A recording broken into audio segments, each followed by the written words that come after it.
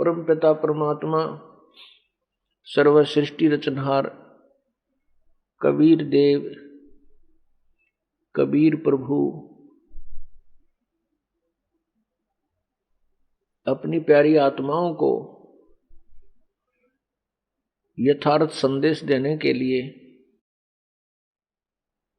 यहां काल के लोक में प्रकट होते हैं। जो पुण्यात्मा परमात्मा की वाणी पर, परमात्मा के वचनों पर विश्वास कर लेती हैं, उनको परमेश्वर अपने लोक में ले जाते हैं। जो दुर्भाग्यवश नकली गुरुओं के पास जाकर के गलत ज्ञान में रंगे जा चुके हैं,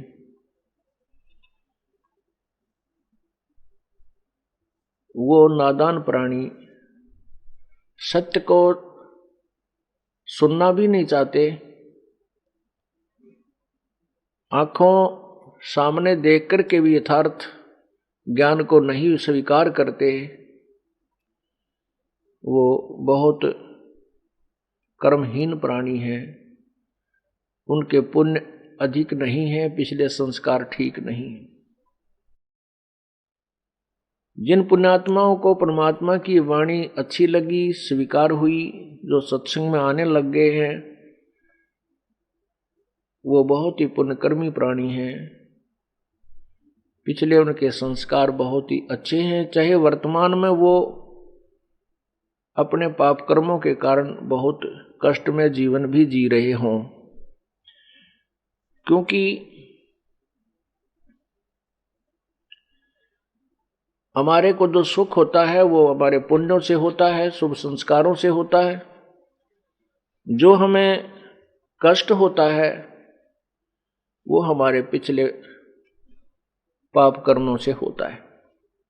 और पाप कर्म जब तक हमारे समाप्त नहीं होंगे, पाप कर्म हमारे नष्ट नहीं होंगे, तो हमारे दुखों का अंत नहीं हो सकता। जैसे किसी के पैर में कांटा लग गया हो,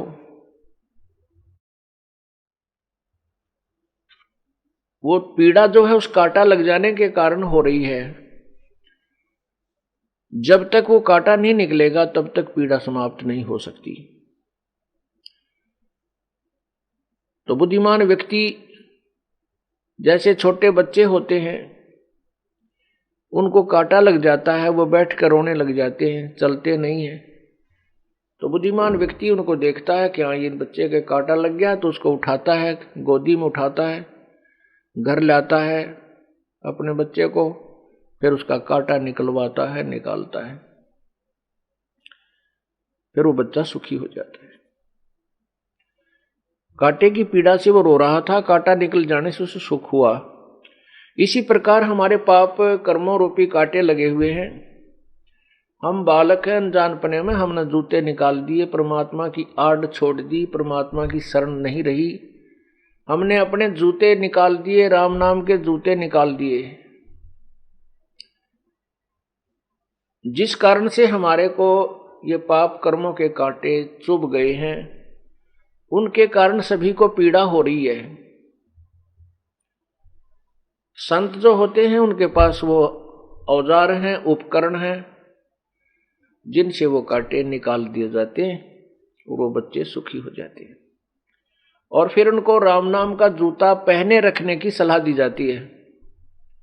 फिर वो बच्चे जिनके पैरों में पीड़ा थी, उनको पता लग गया था कि तुम्हें पीड़ा जो है कांटा लगने से हुई, और कांटा लगा नंगे पैरों से, या जो जूते चप्पल पहन रखी थी वो कांटों से प्रोटेक्शन नहीं कर सकते थे, बचाव नहीं कर सकते थे। जैसे कोई नाम जाप करते हैं, जैसे तीनों गुणों रजगुण ब्रह्मा सदगुण विष्णु तमगुण शिव जी की उपासना भी करते हैं, ब्रह्म की, माता की, दुर्गा की, मसाणी की, ब्रह्म की, परब्रह्म की, इनकी पूजाओं से ठीक है कुछ राहत तो मिलती है, लेकिन पाप रूपी वो कांटे नहीं निकलते।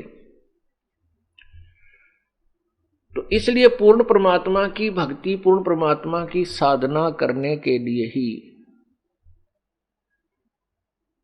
प्रत्येक तत्वदर्शी संत ने और प्रत्येक सदग्रंथ ने यही सलाह दी है कि भक्ति पूर्ण परमात्मा की ही करनी चाहिए। उसी की कृपा से परम शांति और शाश्वत स्थान अर्थात सत्यलोक, सदा रहने वाला वो स्थान जो कभी विनाश में नहीं आता, वो प्राप्त होता है, जिससे वो साधक सदा के लिए सुखी हो जाता है।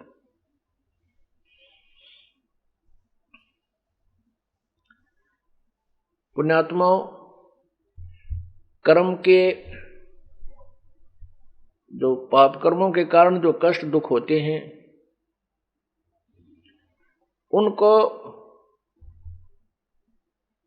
न तो ब्रह्मा विष्णु महेश कोई परिवर्तन कर सकते हैं, अर्थात पाप कर्मों का जो दुख है उसको वो समाप्त नहीं कर सकते, और न ही दुर्गा कर सकती है, न ही ब्रह्म कर सकता है जो ज्योति निरंजन, और न ही परब्रह्म कर सकता है।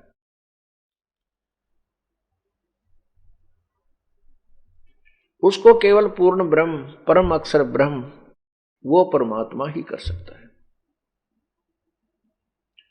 उस पूर्ण परमात्मा की हमने जो पावर का लाभ लेने के लिए, शक्ति का लाभ लेने के लिए तत्वदर्शी संत की खोज करनी होगी, जैसा कि गीता जी अध्याय नंबर 4 के श्लोक 34 में कहा है। क्योंकि गीता ज्ञान दाता अपने सतर की जो जितना उसको ज्ञान है वो बता ही रहा है पूरी गीता जी में।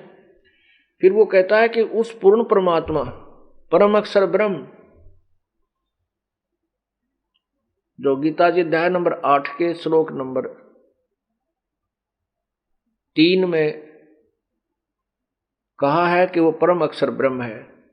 गीता जी अध्याय नंबर 7 के श्लोक नंबर 29 में गीता ज्ञानदाता कह रहा है कि मैं जो ज्ञान दे रहा हूं, मेरे इस ज्ञान पर जो आश्रित हो जाते हैं और फिर वो तत्वदर्शी संत की खोज कर लेते हैं, उस तत्वदर्शी संत से प्राप्त ज्ञान के आधार पर फिर वो संपूर्ण कर्मों से परिचित हो जाते हैं, पूरे आध्यात्मिक ज्ञान से परिचित हो जाते हैं, और वो फिर उस तत्ब्रह्म से, उस परमात्मा से भी परिचित हो जाते हैं।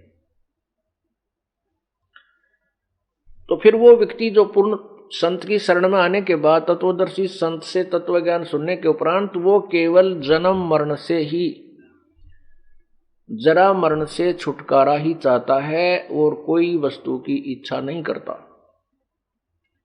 ये 7वें अध्याय के 29वें श्लोक में कहा।